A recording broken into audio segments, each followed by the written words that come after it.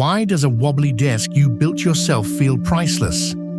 3 frustrating hours on the floor, 1 leg that never sat quite flat, a drawer that sticks whenever the weather turns humid, and still, you'd defend it against a flawless one straight from the showroom. That's the IKEA effect.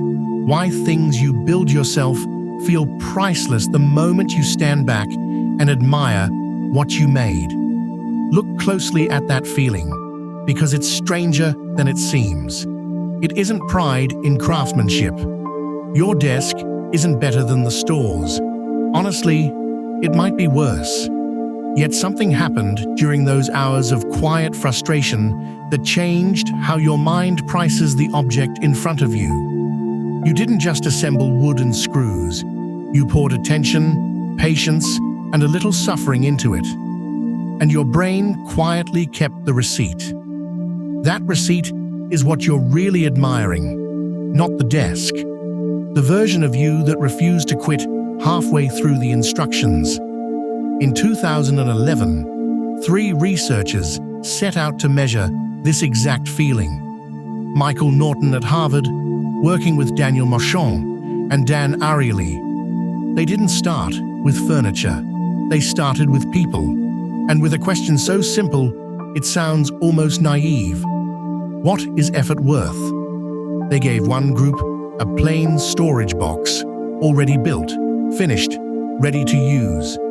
They gave another group the identical box in pieces, with instructions, and let them assemble it themselves. Then they asked everyone the same thing. How much is this box worth to you? Both groups were holding the same object, same cardboard, same shape, same plain, unremarkable design. But the numbers they handed back were nothing alike. The people who had built their box valued it far higher than the people who were simply given one. Same box, different price. The only thing that changed was who did the work. Hold on to that gap, because it explains something about you that has nothing to do with boxes. The builders would pay 63% more for their box, 63% for the very same object, changed by nothing but their own hands. Sit with what that means. Your labor didn't make the box stronger, or prettier, or more useful. It made you see the box differently. And here's the part that should stop you cold. You do this constantly, every single day, without ever noticing it happen. The report you stayed late to finish feels more important than a sharper one written by a colleague. The meal you cooked from scratch tastes better than the identical dish placed in front of you. The plan you sweated over feels wiser than free advice handed to you on a plate. It's the same quiet machinery running underneath everything you touch. Effort doesn't only build things, it builds your attachment to those things. And that attachment, without you ever agreeing to it, quietly rewrites the price tag in your head. The object never moved an inch. Only your relationship to it quietly shifted. And a shifted relationship is enough to change what you would pay. Now carry this out of the kitchen and into your money. Because the same effect that makes your desk feel priceless can make your worst financial habits feel untouchable. Picture the budget you built by hand, painstakingly, one careful line at a time. It feels almost sacred to you, even when it quietly stopped working months ago. Picture the side project you poured weekend after weekend into. You keep feeding it, not because the results tell you to, but because your effort is buried somewhere deep inside it. The plan you sweated over slowly becomes the plan you cannot abandon. This is where the IKEA effect stops being charming and starts being expensive. What you built with your own 2 hands, you struggle to release, even when releasing it is clearly the wiser move. Effort makes things feel valuable. That's real, and it's powerful. But feeling valuable and being valuable are two entirely different things, and the gap between them is exactly where people get stuck for years. So the researchers pushed the idea further, this time with paper. They handed people a single sheet and a folding diagram. Fold a crane, fold a frog. No real skill required, and none expected. What came out was clumsy. Lopsided wings, crumpled edges, creases in all the wrong places. The kind of thing you'd normally toss without a second thought. Then they asked the builders to bid on their own crooked little creations. And they asked a separate group of strangers to bid on those exact same sad paper shapes. This wasn't about a useful box anymore. A paper frog does nothing. Nobody was going to buy it. Nobody needed it. It just sits on a shelf and slowly unfolds itself over the following days, which is precisely what made it the perfect test. Strip away every last drop of usefulness, remove any excuse of function, and see what pure effort is truly worth on its own. The answer they got was almost hard to believe. The builders valued their lopsided origami at around 23 cents each. The strangers, staring at the very same paper, would pay only about 5 cents, nearly 5 times less. Same folds, same creases, same crumpled, uneven corners. To the people who made them, these were small treasures worth defending. To everyone else, they were barely a step above garbage. And here's the finding that lands the hardest of all. The builders rated their amateur, clumsy origami as roughly as valuable as versions folded by actual experts. Read that again slowly. They could not see their own work clearly at all. Their effort had quietly blinded them to its real quality. That's the hidden danger buried inside all of this. It isn't simply that effort feels good, though of course it does. It's that effort distorts your judgment about the very thing you made.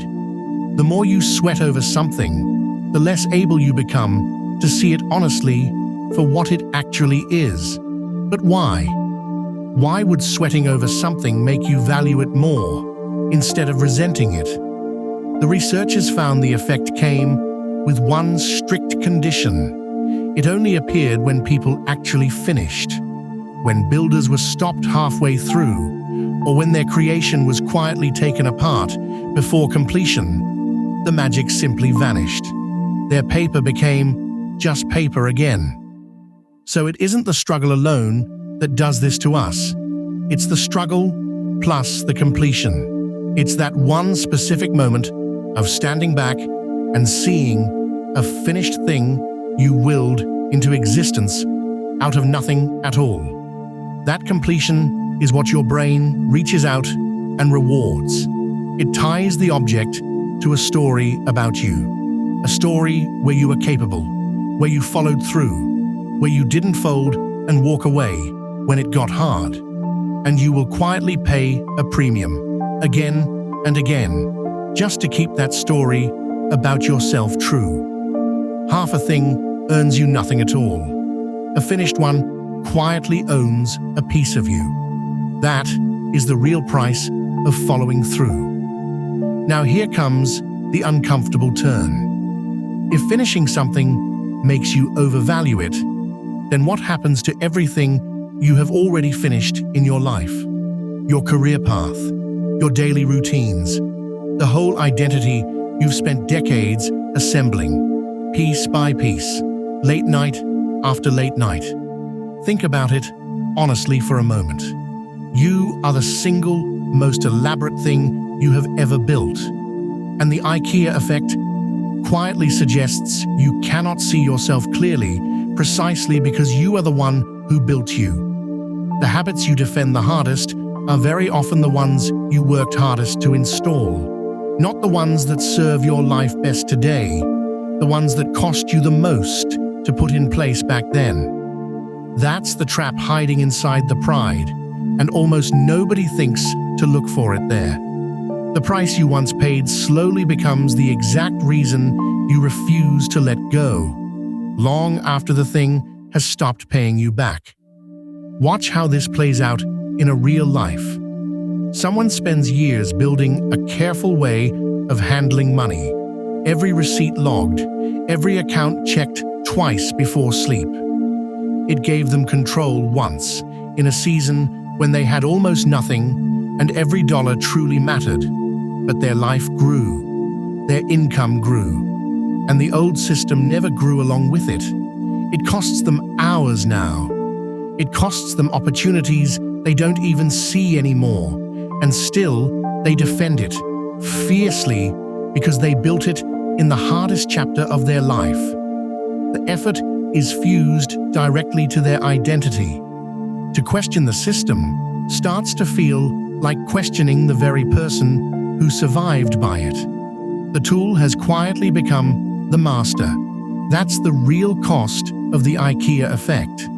Not a slightly overpriced piece of furniture. Overpriced habits you can no longer evaluate honestly because your own hands are the ones that made them. What once protected them now quietly imprisons them. And they cannot feel the walls because they poured the concrete themselves. Now picture someone who moves through all of this differently. They build things too, carefully, with real effort, no shortcuts taken. But they hold what they build a little more loosely in their hands. They ask themselves a question most of us instinctively avoid. If I hadn't already built this, would I still choose it today? That one question breaks the spell almost instantly. It cleanly separates the value of the thing from the raw cost of making the thing. It lets them admire the work and still, calmly, walk away from it when it's finally time. They protect their effort by refusing to be ruled by it. That isn't coldness, and it certainly isn't ingratitude. It's clarity. They understand something most people never quite grasp. The most expensive attachment in your entire life is the one you can't even see, because your own hands are the ones that made it feel like a part of you. So here's the honest reframe. The IKEA effect isn't some embarrassing flaw in your judgment. It's a deep feature of being human. Effort is how we create meaning. It's how we bond to our work, our homes, the whole lives we slowly build over years. You would never actually want to switch it off, and you couldn't if you tried. But you can learn to see it clearly while it operates on you. Because the very same force that makes your desk feel priceless can make a broken plan feel permanent. The same warmth that makes you love what you built can quietly wall you inside it. Meaning and blindness pour out of the exact same source. That awareness alone changes everything. So the goal is never to stop building things. That would be a smaller, colder, lonelier life. The goal is to learn in the moment when it's your pride doing the talking and when it's actually the truth. Seeing the machine is the very first step to steering it. You cannot disarm a bias you refuse to admit you carry. Notice what absolutely none of this was ever really about. It was never about the cardboard box, never about the crooked little paper frog. It was always about the story your effort tells you about yourself. That's exactly why people cling so tightly to habits that no longer pay off at all. The habit itself was never the point. The identity underneath it is the point. You aren't really defending the spreadsheet or the routine or the tired old way of doing things. You're defending the person who built it during a much harder time. Change the story you tell yourself, and the grip on your fingers finally loosens. You can fully honor the effort it took to become who you are today, and still, deliberately, choose to build someone new tomorrow. Gratitude and change can live in the same breath. The past version of you did genuinely remarkable work to get you here, but that version doesn't get to run the entire rest of your life. So here is one behavioral habit, and it costs you absolutely nothing to try. Before you defend anything you've built, a plan, a routine, an entire way of doing things, stop and ask yourself a single question. Would I choose this today if I were seeing it for the very first time, with no memory at all of the work it took to make? If the answer is a clean, easy yes, then you found something genuinely worth keeping, and now you know it for certain. If you hesitate, even for a single second, you've just caught the IKEA effect quietly at work. You've found effort wearing the convincing mask of value. You don't have to tear anything down in a panic. Just learn to notice the difference between what you truly love and what you merely labored over. That one honest pause, asked without flinching, is enough to start seeing your own work clearly again. Go back one last time to that wobbly desk. 3 frustrating hours, one leg that never sat quite flat, still standing there, still stubbornly yours. You were never truly admiring the wood, or the joints, or the slightly crooked drawer that sticks. You were admiring the quiet proof that you finished something genuinely hard. Keep that pride. You earned every last bit of it. Just remember exactly where it actually lives. It lives in you, not in the desk. And the day you can finally tell those two apart, you can build absolutely anything and never once be trapped inside it. The desk was never the priceless part. You were. That's the whole secret, hiding in plain sight the entire time. The value was never really in the thing. It was always in the finishing. Build freely. Just never lose sight of who is holding the tools.